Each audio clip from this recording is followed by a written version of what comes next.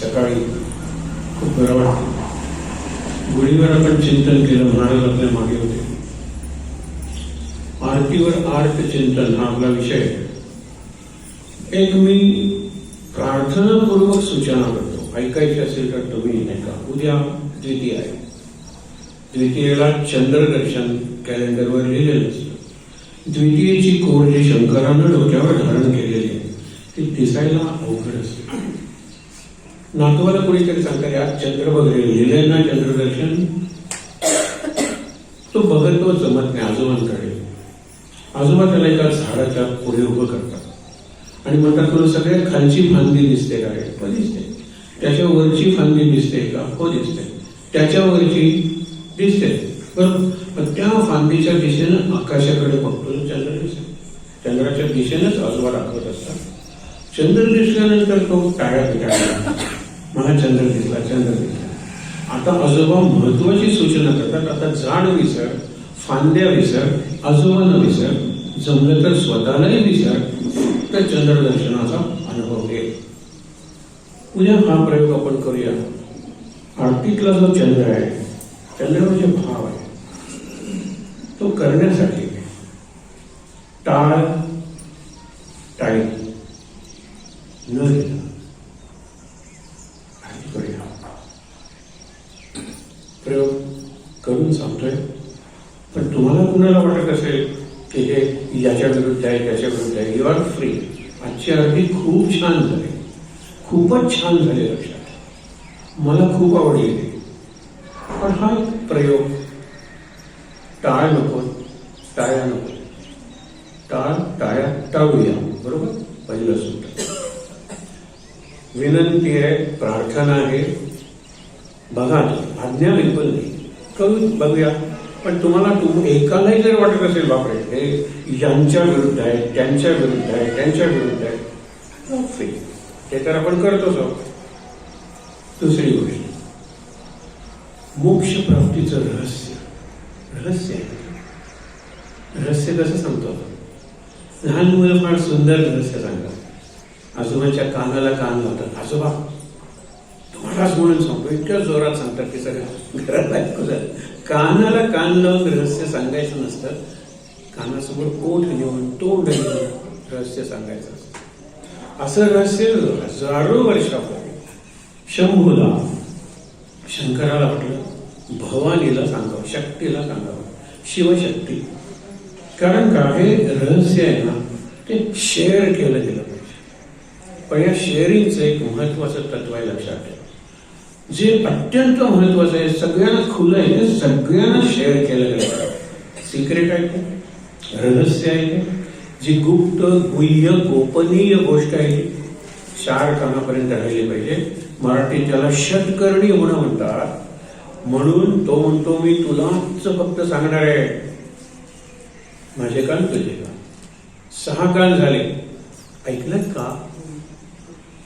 8 कान झाले. तुम्हाला माहित आहे का मग किती कान झाले? तुम्हाला सिक्रेट उरलं कुठे? रहस्य उरलं कुठे?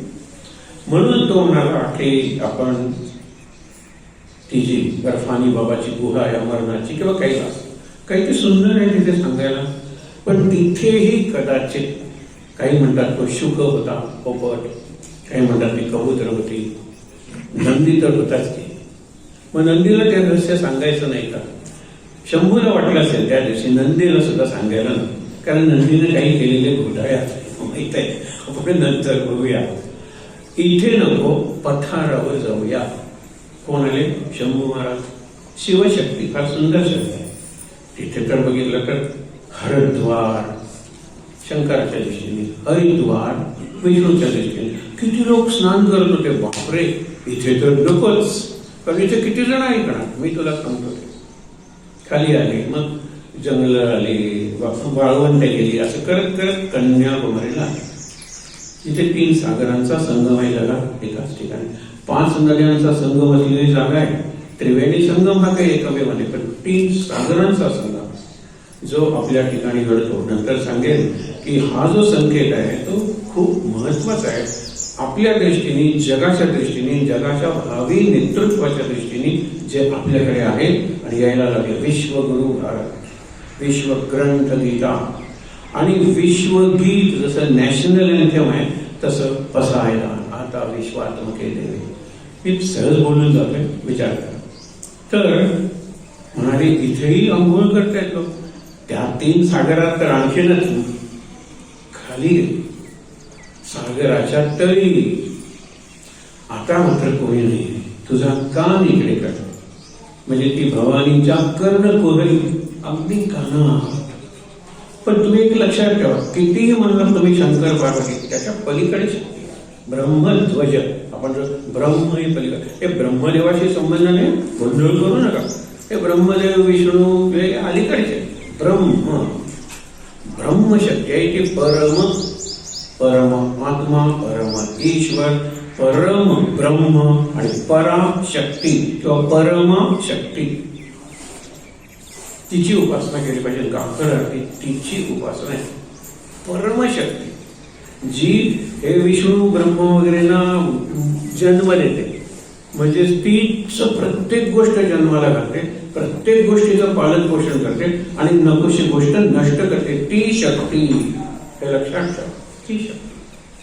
मग आता त्या शक्तीला वाटलं की हे जे सिक्रेट आहे, हे जे मुक्तीचं रहस्य असेल, शांतीचं रहस्य असेल, हे जे रहस्य आहे ते या दोघांपुरतच मर्यादित राहणं जगाच्या दृष्टीने चांगलं नाही, बरोबर.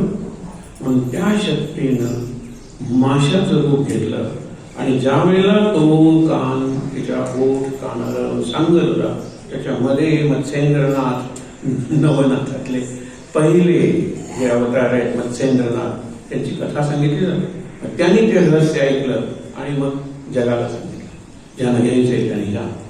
म्हणजे इतकं सूक्ष्म असलेलं रहस्य मोक्ष प्राप्तीचं कसं वाचलं पाहिजे, किंवा वाचलंच पाहिजे का? आपण वाचणार होता. मी प्रश्न विचारतोय, स्वांतच सुखाय, पण जरा चिंतन करूया. पाठ आहे माझं मोक्षप्राप्तीचं रहस्य, नको ते पुस्तक असं म्हणणारे लोक आहेत. मोक्षप्राप्तीचं रहस्य पाठ करायचंय का? त्याच्यावर ओरल एक्झाम आहे, व्हायवा नाही आहे. मोक्षप्राप्तीचं रहस्य ऍसिम्युलेट करायचं आहे. म्हणजे पहिल्यांदा चघळायचंय, चावायचंय, चोखायचंय, नंतर डायजेस्ट करायचंय, नंतर ऍब्सॉर्ब करायचंय, नंतर ऍसिम्युलेट करायचंय, इंटरनलाइज करायचंय. म्हणजे पहिल्यांदा जिभेवर चघळायचं, महाराज म्हणतात ते, दातांनी चावायचं, त्यातला रस चोखायचा, आत पचन करायचं, शोषण करायचं, सात्मीकरण, ऍसिम्युलेशन, आत्मीकरण, आणि संपलंच. It has become part of my life, life energy, जीवनातलं रहस्य आहे मोक्ष प्राप्तीचं रहस्य. ब्रह्मानंद महाराजांनी जे मुद्दामून लिहिलं ते एकमेव गद्य असा तो भाग आहे आपल्या काकड आरतीच्या किंवा नित्योपासनेच्या पुस्तकात. फार छान लिहिलंय. पुन्हा पुन्हा पुन्हा पुन्हा अनेक गोष्टी सांगितल्या. त्यानंतर बघू, आपला विषय आरतीचा आहे. आर्त हा शब्द आहे. आर्तिक्य हा शब्द समर्थ वापरतात. आर्तिक्य म्हणजे आरती. विश्वाची आर्त प्रकाशले माझ्या मनात. म्हणजे काय? विश्वाचं दुःख हो. भक्तांचे प्रकार सांगताना आर्त अर्थार्थी जिज्ञासू ज्ञानी. आर्त, आर्तचा हार्दशी संबंध आहे. हार्ड म्हणजे heart, from the bottom of my heart and from heart to heart. हे काकड असते. ये हृदयीचे ते हृदय घातले. आपलं सगळं जे आहे ते अर्जुनाच्या हृदयात घातलं. दोघांनाही कळलं नाही. आपणासारखे केले अर्जुन, आपण अर्जुन पण नमवले. अर्जुनाला अर्जुनच ठेवलं, पण आपली सगळी शक्ती अर्जुनाला दिली. हा जो एक्सचेंज आहे, कम्युनिकेशन आहे ना, ते काकड आरतीचं कम्युनिकेशन आहे, हार्ट टू हार्ट. मग काही ठिकाणी कोणीतरी लिहिलंय नारायण वगैरे नाही, काही ठिकाणी नावं नाही आहेत. आपल्याला कोणाला माहीत असेल महाराजांची आरती कोणी रचली, मला अजून कळलेलं नाही. जय जय आरती श्री गुरु आहे, अप्रतिम. कुठल्याही सद्गुरूंची आरती आहे. हां, असेल माहीत तर मला नंतर सांगा, पण सांगतो ते महत्वाचंच नाही. जसे वेदातली सूक्त कोणी लिहिली तरी सुद्धा वेद अपौरुषेयच आहेत ना. आरती कोणी लिहिली मग शेवटी ते म्हणतातच ना, सकळ करणे जगदीशाचे आणि कवित्वाचं काय मानुषाचे, ऐशा अप्रमाण बोलण्याचे काय. सगळं परमेश्वर करतो, पण हा ग्रंथ मात्र मी केला आहे, याला काही अर्थ आहे नाही. ठीक आहे, आपण आर्ट या विषयावरच थोडं चिंतन करणार आहोत, कारण आपल्याला तसा वेळ कमी आहे. आणि पहिली जी आरती आहे कुठली ब्रह्मचैतन्य नाथ आहेत ना, कुठे माझी बॅग नाही, एकच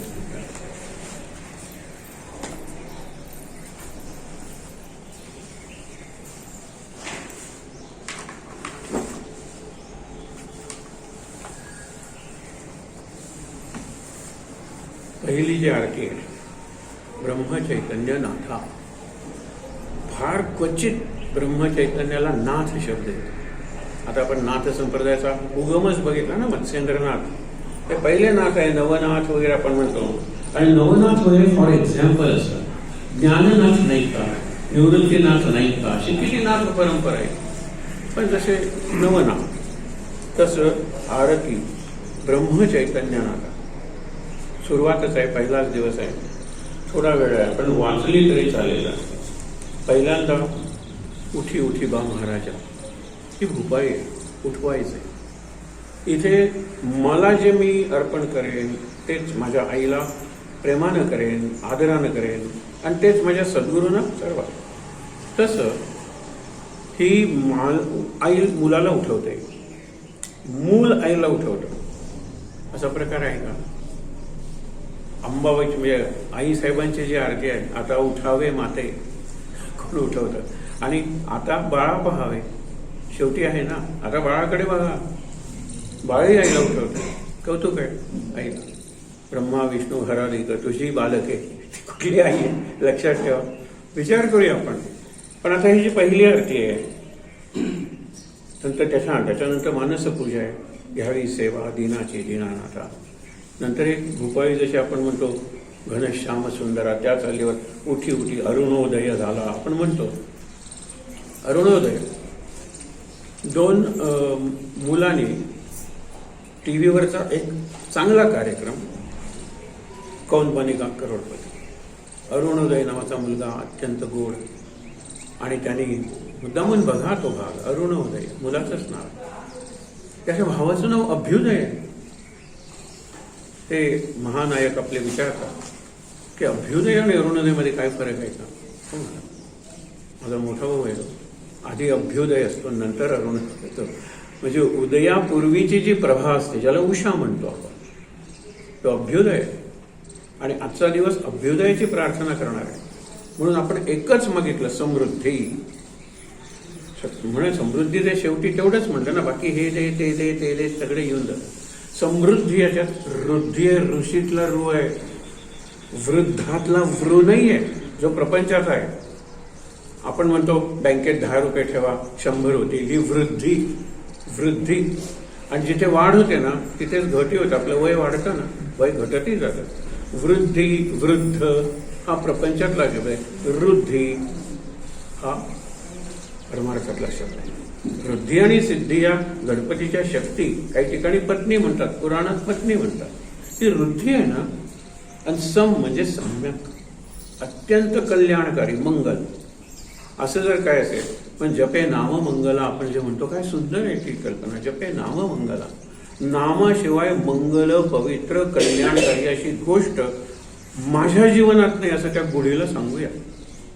प्रत्येकाने सांगावं ज्यांना वाटतं त्यांच्याकडे. यापुढे हे गुढी देवते, हे धर्मध्वजा, माझ्या जीवनात यापुढे नामापेक्षा जास्त पवित्र, मंगल, शुभ, कल्याणकारी गोष्ट नाही. अगदी बघा, हे जर जमलं, आपण 3 शब्द वापरतो, ते आज पहिल्यांदाच वापरतो, पुन्हा वापरूया की इथून पुढे माझ्या जीवनाची टॉपमोस्ट प्रायोरिटी म्हणजे सर्वोच्च प्राथमिकता. शब्द माहिती आहे ना, सर्वोच्च प्राथमिकता नामच आहे.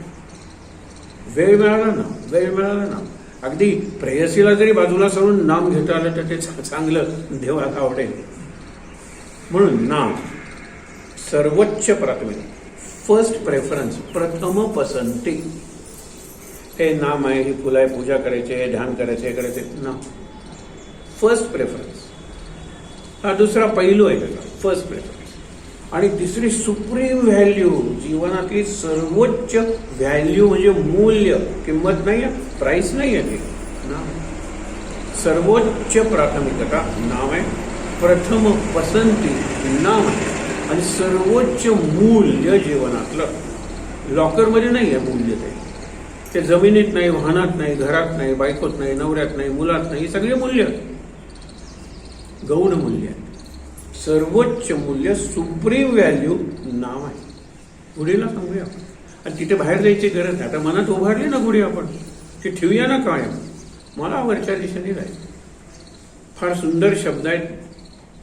बायोलॉजी म्हणजे आपण बॉटनी, झुऑलॉजी आपल्या जीवनाचं शास्त्र आहे. ट्रॉपिझम म्हणतात. ट्रॉपिझम म्हणजे tendency to grow, to move.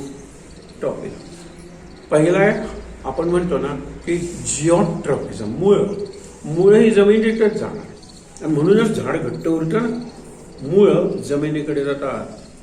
मग माझ्या जीवनाचे जे मूल्य आहे, मूल ते खालीच जाणार घट्ट. आपण म्हणतो ना संस्कारांचं मूल्य. संस्कारांचं मूल्य काय असतं? महाराजांची क्षमा मागून तुम्ही कसे आहात असा प्रश्न मनात उभा म्हणून सांगतो की इतकी वर्ष गोव्यात आहे, औषध म्हणून सुद्धा एक थेंब कण सुद्धा कुठल्याही दारूचा, मदिरेचा नाही जीवाला स्पर्श करा. संस्कार आहे आईचा, हे मूल्य आहे, हे लक्षात घ्या. वाया जाण्यासारखी किती परिस्थिती आहे, हे करावंच लागतं. गोव्यात गेल्यानंतर you go to Rome, you have to be Roman. कोणी सांगितलं? संस्कार म्हणून मूळ काहीच नाहीये, मूल्य हे लक्षात ठेवा. म्हणून तुम्हाला जे सांगत होतो, आरती करताना शेवटी मला महाराजांच्याकडे जायचंय. दश दिशांनी तुझ्या कीर्तीचा सुगंध पसरू दे. दश दिश आपल्याला माहित आहे, पूर्व, पश्चिम, उत्तर, दक्षिण, आग्नेय, नैऋत्य, वायव्य, ईशान्य, ऊर्ध्व आणि अध. 10 झाल्या. 11वी दिशा ती आरती आहे. 11वी दिशा ही आरती आहे, ती आत आहे, इनवर्ड आहे. त्या दिशेचा उल्लेखच नाही. सगळ्या बाहेरच्या जिओग्राफिकल, ॲस्ट्रॉनॉमिकल, खगोलशास्त्र, काय ज्योतिषशास्त्र, काय भूगोलशास्त्र, याच्या 10 दिशा आहेत. 11वी दिशा मन आहे. मन, बुद्धी, चित्त, आत्मा. तिकडे नेणारी आरती ती आपली काकड आरती. प्रत्येक मंदिरात काकड आरती आहेत, प्रत्येक संतांच्या काकड आरती आहेत, त्या निराळ्याच आहेत. ह्या आपल्या ज्या 3-4 काकड आरती आहेत, खूपच आम्हाला विचाराल ना तर रडवणार आहेत, रडलं पाहिजे. म्हणून जितकी शांत काकड आरती, तितकी काकड आरतीतलं जे आर्त आहे ते माझ्या हार्टपर्यंत पोहोचणार. प्रयोग करून बघा, थोडासा प्रयोग करून सांगतो. त्याच्या पुढच्याही पायऱ्या आहेत. मला आज फार बरं वाटलं की धनी दयाळ गोविंदा म्हणताना तुम्ही बसलेले होता. उभं राहायचं का? राहायचं. नाचायचं का? नाचायचं. फुगडी घालायची का? घालायची. घाला. रामनवमीला वगैरे घाला फुगड्या. पण गंमत काय तुम्हाला सांगतो, फुगडी हा सेंट्रीफ्युगल फोर्स आहे, केंद्रोत्सारी, केंद्रापासून दूर नेणार. कारण एक हात सुटला की तुम्ही दूर जाऊन पडता ना, का आत येता. हात सुटल्यानंतर मिठी मारता का? मिठी मारणं आत या. हात सुटल्यानंतर दूरच जाता.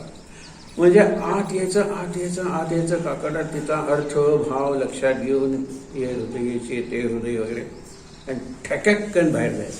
जशी गोफण फिरते आणि दगड जातो. मनातलं सांगतोय, तुम्ही तुमच्या श्रद्धा तशाच ठेवा. तुम्ही तुमचा परफॉर्मन्स आहे ना तो तसाच ठेवा. मी काही सांगत नाही, तर पहिल्याच दिवशी काय बोलले हे असं सांगायला का? विचार करा. एवढंच तुम्हाला सांगायचं आहे. सेंट्रीपिटल म्हणजे केंद्रगामी, आत नेणारा आणि बाहेर आणणारा. फुगडी हे त्याचं सगळ्यात सुंदर उदाहरण आहे. शास्त्रातलं उदाहरण आहे, फिजिक्समध्ये. बाहेर वारीला टाका, पण दर्शनाच्या वेळेला जर फुगडी घातली, जरा जागा करावं, आम्ही फुगडी घालतो पांडुरंगासमोर. अरे तिथे प्रत्येकाच्या नजरा, प्रत्येकाचे श्वास, प्रत्येकाची स्पंदन, व्हायब्रेशन पांडुरंगावर एकत्रित झालेले आहे. आता रिप्लेस पांडुरंग विथ रामलला. ज्या मी तयार केलेली 5व्या दिवशी गेला, रडायला लागला, त्यावेळेला रामाच्या डोळ्यातले अश्रू आपल्याला सुद्धा दिसतात. तो मुद्दामून ती रामललाची मूर्ती, नुसती मूर्ती बघा, त्या मूर्तीच्या आधीची म्हणजे चतुर्दशी आणि पौर्णिमा, ही पौर्णिमेची मूर्ती आपण बघतो, चतुर्दशीची मूर्ती शेजारी आहे. हे सगळं त्यांनी दाखवलं. तो म्हणतो आमच्या ह्याच्यात खूप निरनिराळ्या गोष्टी आहेत. नेत्रोन्मीलन आहे, म्हणजे मूर्तीचे सगळ्यात शेवटी नेत्र, आणि त्याच्यात बीजाक्षर लिहायचे. हे मी संध्याकाळी पुन्हा सांगणार आहे, जास्त लोक असतील. बीजाक्षर लिहायचे असतात डोळ्यात, त्यावेळेला डोळे जिवंत होतात. ते लिहित असताना मला वाटलं की रामाच्या डोळ्याला इजा झाली. हर्ट त्याचा शब्द आहे, हर्ट. आणि मग काय करायचं? पुस्तकात वाचलं. आम्हाला पुस्तकात मार्गदर्शन झालं. घी अँड हनी, तूप आणि मध रामाच्या डोळ्याला मूर्तीला लावलं. ही प्रतिष्ठापनेपूर्वीची गोष्ट आहे. बीजमंत्र लिहिल्यानंतर आता प्रतिष्ठापनेला मूर्ती जिवंत नाही. ते आपले सगळ्यात डोळे जिवंत असतात. म्हणून खरा न्यायाधीश आणि चांगला मुख्याध्यापक आणि चांगला पिता मुलाला सांगतो. मुलगा म्हणतो मी लाडू खाल्ले नाही, बरोबर, माझ्या डोळ्यात पाहून सांग. मग मुलगा म्हणतो एकच खाल्ला, एकच खाल्ला. हो, डोळ्यातून सगळी आपली बाहेरची व्यक्ती जी होते ना, अव्यक्त आहे त्याची व्यक्ती डोळ्यातून सगळ्यात चांगली होते. सो मूर्तीचे डोळे महत्वाचे आहेत. आणि ते करताना बीजाक्षर मंत्र हा शेवटचा विधी असतो, तो लिहिताना हर त्या डोळ्याला जखम झाली, हे मला कळलं. असं होतं. आता बीजाक्षर मंत्र कशानं लिहित असतील? बोटानं का मोराच्या पिसाच्या टोकानं? कल्पना करा. हर जखम झाली. आणि मग काय केलं? लोणी आणि तूप लावलं आणि मग तेज आलं. तुम्ही रामाच्या मूर्तीचे ते कल्पना करा, त्याच्या गालावरचं जे रिफ्लेक्ट होणारं, जे आपण म्हणतो ना ऑरा आहे, वलय आहे तेजाचं, कुठून आलो? पत्थर आहे तो. आणि ते वलय बाकीच्या मूर्तीवर नाही आहे. आणि हे तो म्हणतो. नंतर आणखीन काही दिवसांनी मी गेलो, त्यावेळेला मी मनातल्या मनात क्षमा मागितली की मला वाटत होते ही मूर्ती मी केलेली, पण मी केलेली मूर्ती ही नव्हे. काकड आरतीचं हे एक रस, मी केलेली मूर्ती ही नाही आहे. कसली मूर्ती आहे ही? खरंच दिव्य मूर्ती आहे. रामलला असाच दिसत असेल, हाच रामलला. मी काय केलं होतं? लाईक रामलला, रामलला सारखी मूर्ती केली होती, पण हाच रामलला कुणी हो? हे त्याचे अनुभव मी सांगतोय, तुम्ही ऐका युट्यूबवर. म्हणजे मी काय माझ्या मनाचं सांगत नाही आहे, त्याचे शब्द आहे. कारण तो रडत होता त्यावेळेला सांगताना, मलाही सांगताना बोलून येत आहे. आणि हा रामायण घेण्याचा विषय असा आहे. आपण संस्कार रामायण म्हणलेलं आहे. रामायण माहीत नाही असा माणूस नाही भारतीय तरी, आणि रामायण पुन्हा पुन्हा ऐकायला आवडत नाही असाही भारतीय नाही आहे. आणि रामनवमीच्या काळात शेवटी निदान कीर्तन तरी ते रामजन्माचंच लावतात ना, आपल्याला तसंच आहे ते. पण संस्कार रामायण, कोणता संस्कार करून द्यायचा मनावर, या प्रसंगातून त्या प्रसंगातून त्या प्रसंगातून, असे अनेक प्रसंग आहेत. आपल्याला 7 दिवसात, कारण 8व्या दिवशी दुसरा कार्यक्रम आहे, 9व्या दिवशी आपण 12 जन्म झाल्यानंतर संपतोय. 7 दिवस आहेत आपल्याला. हे प्रवचन सप्तक. या 7 दिवसात जेवढे रामायण, तो महत्वाचे प्रसंग, संस्कार महत्वाचे आहेत. कुठला संस्कार करून घ्यायचा? आता सहज एक तुम्हाला सांगतो. पायसदान आपल्याला माहित आहे. तो पायस देतो, दशरथ 3 राण्यांना वाटून देतो. त्या वाटून देण्याचे प्रमाण सांगितले त्यानं. सुमित्रा नावाप्रमाणे तुम्ही नावावर चिंतन करा रामायण महाभारतातल्या. ते कॅरेक्टर म्हणतात ना, म्हणजे पात्र, त्या पात्राचं चारित्र्य कळतं आपल्याला. चरित्र व्यास वर्णन करून सांगतात, पण नावातच सुमित्रा बघा, मित्र आहे. ती इकडे बघते, अजून कौशल्याने खाल्लेला नाहीये, अजून कैकई, तिला कैकई सगळ्यांना आवडत असते, हे लक्षात ठेवा, खाल्लेला नाहीये. असं करत असताना एक धार येते. ही कथा आपल्याला माहिती आहे. आणि चोचीतून तो द्रोण आहे, ज्याच्यात तो चरू किंवा पायस ती खीर दिलेली आहे, दुरून घेऊन जाते. पवनसुत का म्हणलेलं आहे? पवनसुत हनुमानाच्या काही कथा आहे, त्यातली ही एक कथा आहे. आता हिचा हात रिकामा आहे. हिचा हात रिकामा होण्यानंतर कौसल्या आपल्यातला काही भाग देते, त्यापासून लक्ष्मण जन्माला. कैकेयी आपल्यातला काही भाग देते, त्यापासून शत्रुघ्न जन्माला. जुळी भावंड ही सुमित्रेला आहे. ज्या पात्रातून लक्ष्मण सुमित्रेनं दिला तो शत्रुघ्न कायम भरताबरोबर राहिला, आणि ज्या ह्याच्यातून कौशल्याने दिला तो लक्ष्मण कायम रामाबरोबर राहिला. म्हणून राम लक्ष्मण भरत शत्रुघ्न, राम लक्ष्मण भरत शत्रुघ्न हे जे म्हणतो ना आपण, ही कथा आहे. मुद्दा काय आहे की ज्या वेळेला आता ह्याच्यातला संस्कार काय आहे ही कथा आपल्याला माहिती आहे, तो तसा विषय आपण बघणार आहोत की संस्कार काय. ते झाल्यानंतर ज्या वेळेला आपण आरती म्हणतो, आरती हा सामूहिक परफॉर्मन्स आहे का? आहे. आपण तो बनवलेला आहे. गोव्यात जर तुम्ही आमच्या आलात तिथे घुमट आरती म्हणून म्हणजे अशी वाद्य असते, गडगड वाजवतात. आपल्याकडे संबळ वगैरे किती म्युझिकल आहे, हे प्रचंड वाजतात. इथे बसलेल्या शेजाऱ्याला हा कुठली आरती म्हणतोय माहित नसतं, ऐकूच येत नाही. म्हणजे तुमचे जर कानाचे दडेच बसते, त्यांचा क्रम ठरलेला असतो, म्हणून कुठली आरती म्हणून काही कुणाला कळत नाही. इतका जोरात गडगड गडगड गडगड गडगड तो आवाज असतो. परफॉर्मन्स आहे, त्याच्या हे असतात, स्पर्धा असतात, त्याला मोठी मोठी बक्षीस असतात. जितका जास्त नॉईज तितकी ती आरती चांगली. आर्ट आहे त्याच्यात काय बघा नाही, सामूहिक आहे, तो परफॉर्मन्स आहे. ठीक आहे, परफॉर्मन्स आणि अचीवमेंट हे दोन शिक्षणशास्त्रातले शब्द आहेत. परफॉर्मन्स म्हणजे कामगिरी. 100 100 गणितात मार्क्स मिळाले म्हणजे तुला सगळं गणित आलं का रे? नाही. त्या दिवशी मी सोडवलेल्या त्या पेपरात त्या शिक्षकाने त्याच्या त्या मूडमध्ये करेक्ट केलेल्या त्याला मला 100 मार्क्स मिळाले. परफॉर्मन्स आहे, परफॉर्मन्स. अचीवमेंट नाही. त्याच पोर्शनवर त्याला जर दुसरा प्रश्न विचारला तर नाही मला येत नाही, ते मी शिकलोच नाही. Achievement is important. अचीवमेंट ज्याची त्याची निराळी असते. म्हणून काकड आरती काय, आता दुसऱ्या दुपारच्या आरती आहेत त्या निराळ्या आहेत, शेजारची आहेत त्या निराळ्या आहेत. प्रत्येक आरतीचं कॅरेक्टर निराळ. आपण आता फक्त काकड आरती हाच विषय घेतलेला आहे. म्हणून मगाशी सांगितलेली ब्रह्मचैतन्य ती मी फक्त वाचतो. वाचणं महत्वाचं आहे, म्हणणं नंतर, पारायण त्यानंतर. सगळं महत्वाचं आहे. त्यानंतर म्हणजे असं नाही, कधीतरी म्हणतोच ना, आता आई म्हणताना आधी येतो आणि ई नंतर येतोच ना. एकाच वेळेला सगळं कसं म्हणणार आहात तुम्ही, म्हणून सांगतो. तर इथे काय आहे, आरती ब्रह्मचैतन्यनाथा,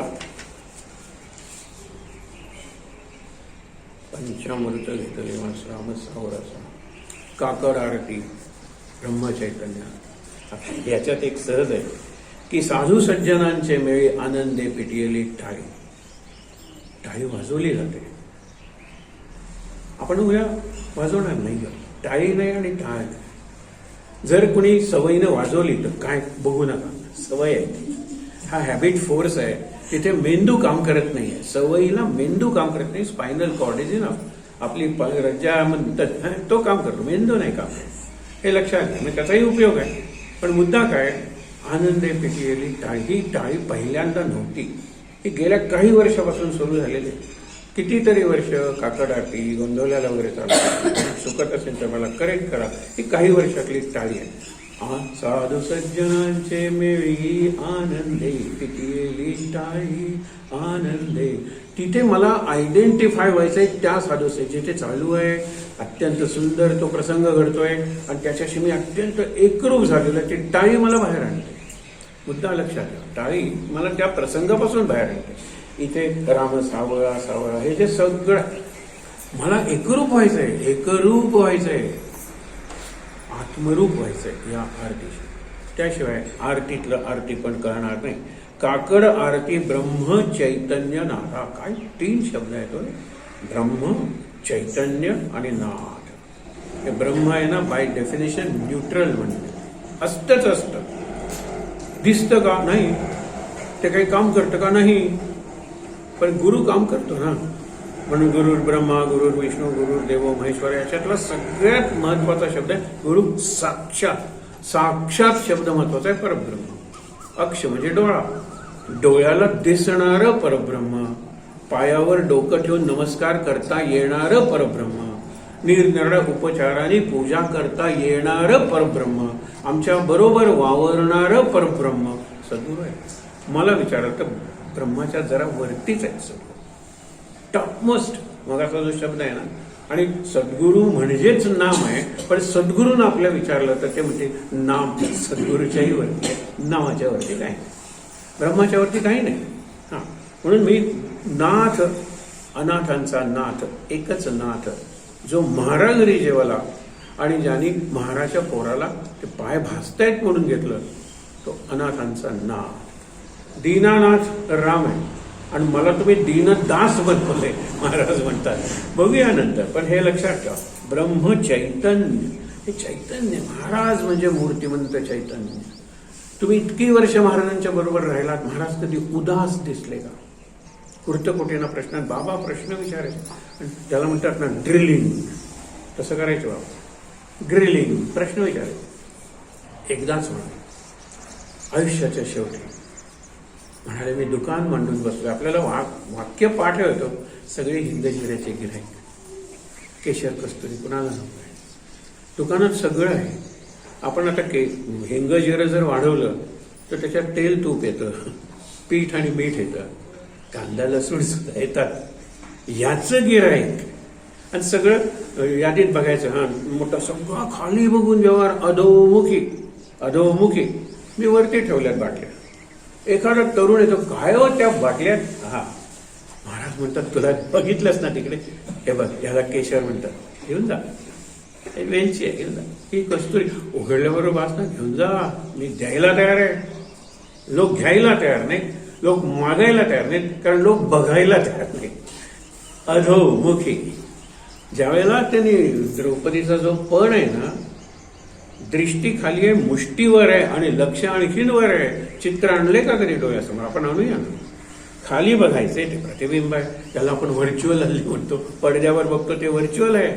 तो वरती फिरणारा मासा खालच्या पाण्यात किंवा तेलात दिसतोय अर्जुनाला, आणि बघतोय काय मुष्टीवर आहे, दृष्टी खाली आहे, पण लक्ष वरती आहे. दृष्टी खाली ठेवली ना तुम्ही खड्ड्यात पडेल. प्रपंच करताना दृष्टी खाली पाहिजे, पण लक्ष वरती पाहिजे ना. आता गुढीचं बूड आहे ना, ते खाली टेकलेलं आहे, पण वरती आहे ना, ते लक्ष आहे. क्षला य. हा अगदी मुलं विचारतात, सर अभ्यासात लक्ष लागत नाही, बरोबर?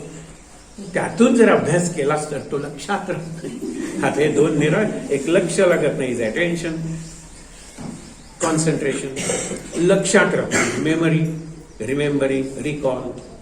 कारण का? लक्ष नाहीये जीवनाला. क्षला य. तुझ्या जीवनाला काही नाहीच आहे. पाहिजे 10वी नंतर 12वी नंतर बघूया, मार्क्स मिळाल्यानंतर. अरे you should be goal driven, focused, dream, स्वप्न पाहिजे कुठलं तरी.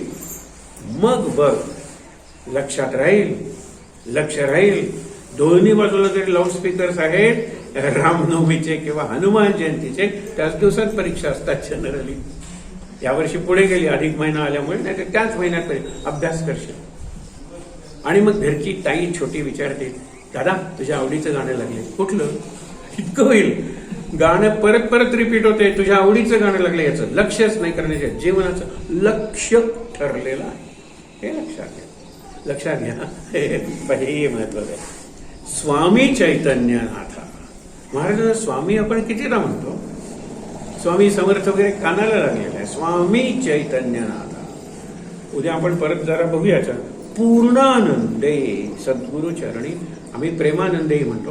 पूर्ण आणि प्रेम, पूर्णानंदे, आनंद दोन्ही करे. पूर्णानंदे, पूर्ण कॉन्सन्ट्रेट, त्याला म्हणतात द होल अँड सोल. आणि soul is not only SOL, SOUL, आत्मा. पूर्णपणे तुला अर्पण केलं, हे लक्षात. पूर्णानंदे सद्गुरु चरणी ठेविला माथा. तुझं चरण आणि माझा माथा, याला आपण मस्तक, उत्तमांग म्हणतो. कॅपिटल म्हणतात. कॅपिटल पनिशमेंट म्हणजे शिरच्छेद, शिर. आणि तुझे पाय, तुझे पाय हा माझ्या जीवनाचा पाया आहे. बस हे कळलं पाहिजे. मग एका सेकंदाचं दर्शन पुरतं. एका सेकंदात तुम्ही फोटो काढता ना फ्लॅश, तो पिढ्यानपिढ्या टिकतो घेऊन. आणि काय इतकं गेलो पंढरपूरला, इतका तास उभा राहिलो वगैरे, 2 सेकंड दर्शन झालं नाही. अरे फ्रॅक्शन ऑफ अ सेकंड पुरे, फ्रॅक्शन ऑफ अ सेकंड. ते दर्शन घरच्या पांडुरंगात चालू असतं. पांडुरंगा येतो रे वारीला. बघा इथपासून दर्शन सुरू होतं. बघूया पुढे. सत्व रज तमो गुणाचा काकडा केला. बापरे, ह्या गुणाचा काकडा जाळायचा मला. सत्व रज तमच जाळायचंय, गुणातीत व्हायचं. हे लक्ष आहे माझा, हे ड्रीम आहे. आठवण तरी करून द्या ना स्वतःला, एव्हरी डे रिमाइंडर. सत्व रज तमो गुणांचा पुढे आहे त्रिगुणात्मक काकडा आहे पुढे. पण तरी बघा, सत्व रज तमो गुणांचा काकडा केला, रामा काकडा केला, माया ममता स्नेह. माया ममता म्हणजे मी माझं सोड रे, तू तुझंच, आणि ते त्याचंच, किंवा ती काली माता तिचंच, मी माझं सोड बस. माया ममता, मम म्हणजे माझं ना, अहम मम आपण म्हणतो. माया तीच आहे ना, मी अहंकार आहे, नाही माझं आहे, सगळं मी मिळवलेलं आहे, सगळं मी बांधलेलं आहे. हे वाक्य यांच्या मनात सुद्धा ज्या वेळेला येईल ना, त्यावेळेला विकास थांबेल. अजूनपर्यंत आलेला नाही, येणार नाही. आणि येत असेल तर नाम घेताना स्वतः असे डोले असतात ना, नको, येणारच नाही मनात. खरंच तुम्हाला सांगतो, माया ममता स्नेहा माझी समस्नेह म्हणजे तेल, तू काही असतं समूळ भिजविला. मुळा सकट. आपण समूळ म्हणजे आपण काकडा म्हणजे कसा करतात एक लक्षात ठेवा. काकड आरती असा नाहीये शब्द. जरी डिसेंबर महिन्यात पूर्वी काकड आरती केली जायची, काकडने नाहीये, काकडा आरती. आणि काकडा म्हणजे कुठली तरी काडी घेतलेली आहे, त्याला कापूस बांधलेला आहे. आणि आपण तो समूळ पूर्णपणे भिजवत नाही, कारण हातात धरायला नको का.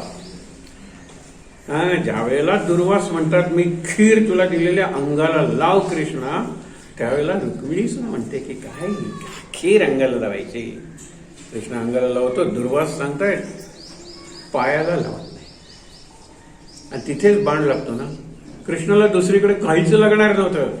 आपण ज्याला म्हणतो अभेद्य, अच्छेद्य, अवध्य कृष्ण होता. फक्त पायाला खीर लावली नव्हती, समूळ भिजवली. मनातला समूळ भिजविला. माया ममता स्नेहा माझी समूळ.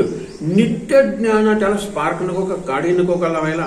तिचा काड्याच्या पेटीतली काडी आहे का मेणवात, का निरंजनावर आम्ही लावला, समईवर लावला. अरे नित्य ज्ञानानंद ज्योती लावून या त्याला. नित्य ज्ञान आनंद. चिंतन करा, केवढे शब्द आहेत. जे नित्य आहे ना त्याचाच नेम करा मला सांगतात. रोज सकाळी 6 वाजता मी उठतोच, हा नेम शरीराचा आहे, जास्तीत जास्त मनाचा आहे. ते आत्म्याचा नित्य जे आहे त्याचा नेम करा. नित्य, नित्य फक्त परमेश्वर आहे, नित्य फक्त सद्गुरू आहे, आणि नित्य फक्त नाम आहे, बस त्याचा नेम करा. आणि नेमचे निराळे अर्थ आहेत, बघूया नंतर. पण माया मम समूळ नित्य ज्ञानानंद रामा लावून या त्याला. सप्रेमे आरती सद्भावे आरती. भाव म्हणल्यानंतर वारकरी स्मरण, प्रेम म्हणल्यानंतर राधा मीरा गोपी, बस राधा मीरांच्याही वरती गोपी येणार अगदी. बघा, सप्रेमे आरती राधा मीरा गोपी, सद्भावे आरती वारकरी आपण, वैष्णव जनतो तेने आपण सगळे वैष्णव. शेवटी सबाह्य अभ्यंतरी रूप पाहून रंगाला. एक बाह्य अभ्यंतर आहे ना, रूपही बघायचं आणि स्वरूपही बघायचं. किंवा आपण रूपातच काय दिसत होते नाही, आणि काय सुंदर फुलांची सजावट केली होती नाही, काय सुंदर तो जो शेला होता वरसान खाली घातलेला तो पितांबर, काय मॅचिंग होतं. हे बाह्य आहे. सबाह्य अभ्यंतरी रूप आणि स्वरूप. स्वरूप तुमचं माझं तेच आहे, जे महाराजांचं आहे तेच रामाचं आहे, तेच हनुमंताचं आहे, तेच माझं. जाणीव नाही आपल्याला, एक जाण आहे आणि जाणीव आहे. जाण अवेअरनेस आहे आणि जाणीव कॉन्शियसनेस आहे. कधी कधी अवेअर होतो, आता बघितल्यानंतर काय दिसतंय ते मला अवेअरनेस आहे. कॉन्शियसनेस आहे का, गेल्यानंतर सुद्धा राहायला पाहिजे ना मनात, तो कॉन्शियस नाही, मग कॉन्शियस. जाणीव, जाण, जाणीव हे दोन्ही पाहिजे. सबाह्य अभ्यंतर रूप पाहुणे रंगला. इथे आपण थांबणार. रंगला श्रीरंगी आराम, श्रीरंग हे रचयिता असेल काही. श्रीरामी आराम जपे नाम मंगला. नामा इतकं मंगल काही नाहीये, नामा इतकं शुभ पवित्र कल्याणकारी नाहीये. आपण म्हणतो ना, पवित्र करणाऱ्या पवित्र मंगलानाम आणि सर्व मंगल मांगल्य, हे सगळं नाम आहे. ही नामाची शक्ती आहे. त्या देवीचं वर्णन नाही. सर्व मंगल मांगल्य, प्रत्येक शब्दाला अर्थ आहे. रंगणे याच्यावर थांबूया. भागवत रामायण हे रंगून सांगायचं असतं, रंगवून नाही. रंगवून सांगणं सोपं आहे, आवडतं श्रोत्यांना. काय रंगवली त्यांनी, कथा बाहेर रंगवला, चांगलं आहे ते. परफॉर्मन्स आहे, लक्षात ठेवा. परफॉर्मन्स ज्या वेळेला एकरूप होतो, वक्ता श्रोता, श्रोता वक्ता, आणि श्रोत्याला महत्व दिलेलं आहे, रंगतो त्यावेळेला. म्हणून रंगणं जी एक प्रकारची आत्मविस्मृती आहे, ती रंगवण्यात नाही. रंगवण्यात चित्रकार हा चित्रापेक्षा निराळाच आहे. रंगणं म्हणजे नाहीच. ती म्हणते ना, मारू कशी पिचकारी केंदुबिंदू, ती म्हणते पिचकारी मारायला दुसरा पाहिजे ना. कृष्ण आताच्या आत कशी पिचकारी मारू, सांगा बरं. हीच पिचकारी म्हणजे काकड आरती आहे. आत मारायची पिचकारी, आत करायची आरती. इथे थांबूया. श्रीराम. डोळे बंद करूया, शांतपणे नेहमीचा श्लोक म्हणूया. आणि या श्लोकातला प्रत्येक शब्द आपण जगणार आहोत. सदा सर्वदा म्हणून सगळ्यांबरोबर. सदा सर्वदा योग तुझा घडावा, तुझे कारणी देह माझा पडावा. पेक्षू नको गुणवंता अनंता, रघुनायका मागणे हे चिताता. जय जय रघुवीर समर्थ. हे सत्र संपले म्हणून शांतीपाठ म्हणूया. ओम सहना भवतु, सहनौ भुनक्तु, सह वीर्यं करवावहै, तेजस्विना वधीतमस्तु मा विद्विषावहै. ओम शांति शांति शांति. डोळे बंद ठेवून 3दा दीर्घ श्वासोच्छ्वास.